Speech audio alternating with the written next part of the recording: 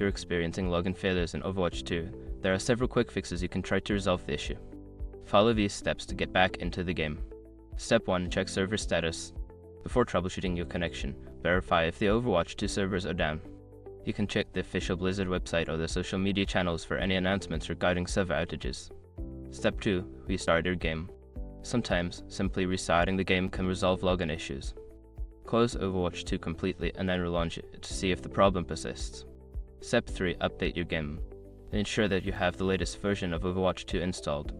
Check for any available updates in the Blizzard Battle.net launcher and install them if necessary. Step 4. Reset your internet connection.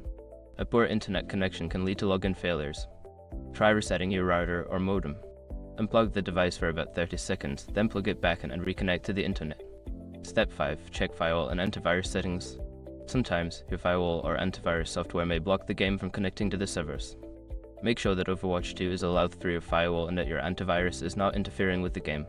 By following these steps, you should be able to resolve the login failure issue and enjoy playing Overwatch 2 again. If problems persist, consider reaching out to Blizzard support for further assistance.